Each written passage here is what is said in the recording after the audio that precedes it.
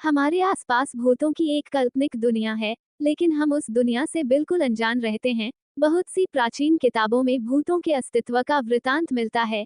भूत का बच्चा, भूतिया बच्चा कहानी उन्हीं काल्पनिक घटनाओं से प्रेरित होकर लिखी गई है। एक छोटे से शहर में बिंदिया नाम की एक औरत रहती थी। वह शादीशुदा थी, लेकिन उसकी कोई औलाद नहीं थी। 3 बार उसका गर्भपात हो चुका था। वह बच्चे को पाने के लिए व्याकुल रहती थी, लेकिन हर बार उसकी गोद सूनी ही रह जाती थी। बिंदिया ने औलाद को पाने के लिए कई तरह के उपाय किए थे। इसके बावजूद उसके घर का आंगन बच्चों की किलकारियों के लिए सूना था। बिंदिया का पति एक मजदूर था और वह अपनी पत्नी से बहुत प्यार करता था। उसे भी अपने बच्चे की चाहत थी, लेकिन ऊपर वाले की मर्जी के बिना उसका ये सपना पूरा नहीं हो सकता था। बिंदिया चौथी बार फिर से गर्भवती होती है। इस बार दोनों बड़ी उम्मीद से गर्भ के बच्चे का ख्याल रखते हैं। बिंदिया का पति उसके खाने पीने की बहुत सी चीजें लाकर रख देता है और कहता है कि इस बार तुम्हें अपने बच्चे को पूरा पोषण देना होगा, जिसके लिए तुम्हें मजबूती से खाना पीना होगा और अपना ध्यान भी रखना पड़ेगा। बिंदिया अपनी पति की बात सुनकर सर हिलाती है। दरअसल वह अंदर से टूट चुकी है। बच्चे को पाने की उसने अपनी सारी उम्मीदें खो दी है, लेकिन अपने पति के आत्मविश्वास को देखकर वह अपनी हिम्मत बढ़ाती है और तय करती है कि इस बार वह मां बनकर ही रहेगी। आधी रात होते ही बिंदिया के पेट में दर्द शुरू हो जाता है। अचानक बिंदिया के पति की नींद खुलती है और वह बिंदिया को अपनी गोद में लेटाकर हौसला देता है। लेकिन जब दर्द बर्दाश्त के बाहर होने लगता है, तो वह अपनी पत्नी को अपनी पीठ में लाद कर अस्पताल के लिए भागता है। रास्ते में बिंदिया बेहोश हो जाती है। बिंदिया का पति उसे वहीं जमीन पर लिटा लेता है और जोर जोर से मदद के लिए चिल्लाने लगता है। तभी पास में स्थित शमशान से एक चंडाल निकल कर आता है। उसके हाथ में एक पानी का ग्लास होता है। वो आते ही बिंदिया के चेहरे में पानी छिड़कता है। बिंदिया धीरे धीरे अपनी आंखें खोलती है। तभी बिंदिया की प्रसव पीड़ा बढ़ने लगती है। बिंदिया का पति उसे जोर से पकड़ लेता है और उसका हौसला बढ़ाने लगता है। शमशान का चंडाल अपने कपड़ों से राख निकालकर बिंदिया के पेट में लगाता है, जिससे बिंदिया की तकलीफ शांत हो जाती है और कुछ ही पल में एक बच्चा पैदा होता है। लेकिन काफी देर तक जब बच्चे में कोई प्रतिक्रिया नहीं होती तो बिंदिया रोने लगती है, क्योंकि यह बिंदिया का चौथा बच्चा था जो पैदा होते ही उसे छोड़ गया। बिंदिया का पति बच्चे की मौत से दुखी हो जाता है, लेकिन वह अपनी पत्नी के सामने अपना दुख व्यक्त नहीं करता। तभी उसकी नजर चंडाल पर पड़ती है। चंडाल हाथ जोड़कर आंख बंद किए हुए कोई मंत्र पढ़ रहा होता है। अचानक बिंदिया के बच्चे की आंख खुल जाती है और वो किलकारी मारकर रोने लगता है। बच्चे की किलकारी सुनते ही बिंदिया और उसके पति अपने बच्चे को गले से लगाकर चूमने लगते हैं। कई सालों बाद उन्हें संतान का सुख प्राप्त हुआ था। दोनों शमशान के चंडाल को धन्यवाद देते हैं और उसके चरणों में गिरकर उसका अभिवादन करते हैं। चंडाल बिना कुछ बोले शमशान में वापस लौट जाता है।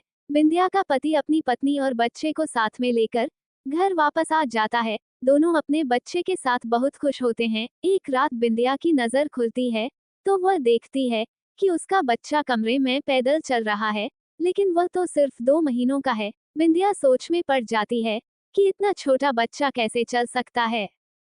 वह अपने पति को जगाती है, लेकिन गहरी नींद में होने की वजह से वह नहीं उठता। बिंदिया डरते हुए अपने बच्चे को गोद में उठाकर बिस्तर पर लेटा लेती है, लेकिन उसके मन में डर की दस्तक हो चुकी थी। सुबह होते ही वह अपने पति से रात की बात बताती है। बिंदिया के पति को उसकी बात पर भरोसा नहीं होता। उसे लगता है बिंदिया ने कोई सपना देखा होगा और उसी को सच मान बैठी है।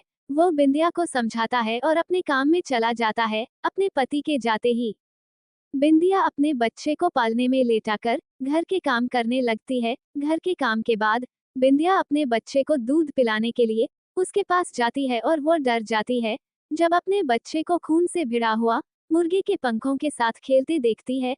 तभी पड़ोस की महिला बिंदिया के घर आती है और कहती है, मेरा मुर्गा नहीं मिल रहा है, क्या तुम्हारे घर में आया है? बिंदिया कुछ नहीं समझ पा रही थी। उसका दिल मानने को तैयार नहीं था कि इतने छोटे से बच्चे में इतना बड़ा मुर्गा खा लिया था। वह अपनी पड़ोसन से झूठ कह देती है कि मैंने नहीं देखा है। शाम को जब बिंदिया का पति घर आता है, तो बिंदिया बहुत घबराई होती है और कमरे के कोने में शांत बैठी होती है। वो आते ही बिंदिया से कहता है, क्या हुआ, तुम ऐसे क्यों बैठी हो? तभी वह अपने पति के गले लगकर रोने लगती है और कहती है, यह कोई साधारण बच्चा नहीं, क्योंकि आज इसने पूरा जिंदा मुर्गा ही खा लिया। बिंदिया का पति ये बात सुनते ही हक्का बक्का रह जाता है। वह जल्दी से उसी शमशान की तरफ भागता है जहां ये बच्चा पैदा हुआ था। वहां पहुंचते ही उसे वही चंडाल फिर से दिखाई देता है। उनके पास पहुंचते ही वह कहने लगता है, बाबा वह बच्चा तो असाधारण है, क्या उसे कोई भूत बाधा आई है?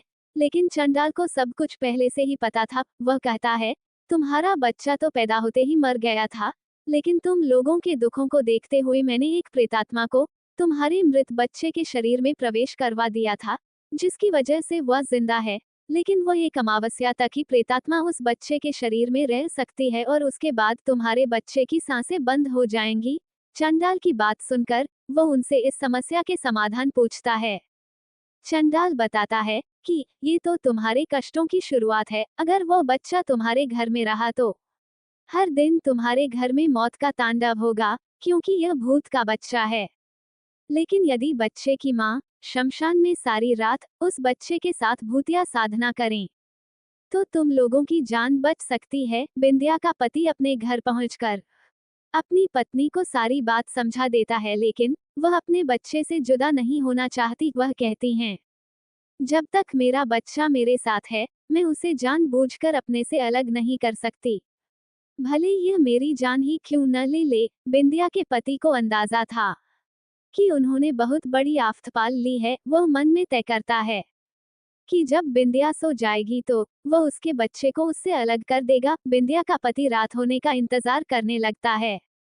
जैसे ही बिंदिया सो जाती है, वह बच्चे को लेकर शमशान पहुंच जाता है और चंडाल के पास जाकर कहता है, बाबा ये आफत आप ही संभालो, बस हमें बचा लो। चंडाल बच्चे को देखते ही उसे डांटते हुए कहता है, तुमने अपने साथ साथ मेरी मौत का भी इंतजाम कर लिया, जो इसे इसकी माँ के बिना ले आए। चंडाल के इतना बोलते ही बच्चे की आंखें लाल हो जाती है और वह जमीन पर खड़ा हो जाता है। चंडाल बच्चे के सम्मोहन में वशीभूत हो जाता है और वही शमशान में बने हुए एक गड्ढे में गिरकर बेहोश हो जाता है। बिंदिया का पति चंडाल की दुर्दशा देखकर डर जाता है और वहां से भागने लगता है, लेकिन एक अदृश्य ताकत उसे पैरों से पकड़कर कई बार जमीन पर पटकती है, जिससे वह लहूलुहान हो जाता है और बच्चा उसे उसी गड्ढे में डाल देता है जिसमें चंडाल पहले से पड़ा हुआ है। दोनों के गड्ढे में जाते ही शमशान में जोरदार हवाएं चलने लगती है और मिट्टी उड़कर उसी गड्ढे में जाने लगती है और देखते ही देखते दोनों जिंदा ही दफन हो जाते हैं। यहाँ दूसरी तरफ जैसे ही बिंदिया की नींद खुलती है, उसका बच्चा उसके बगल में लेटे हुए मुस्कुरा रहा होता है, लेकिन बिंदिया के पति का कुछ पता नहीं चलता हुआ है। वो रात भर अपने पति का इंतजार करती रहती है और इसी के साथ कहानी का पहला भाग समाप्त हो जाता है। दोस्तों, ऐसी इंटरेस्टिंग कहानी सुनने के लिए हमारे YouTube channel R N the rock entertainment को लाइक एंड सब्सक्राइब जरूर करें। धन्यवाद।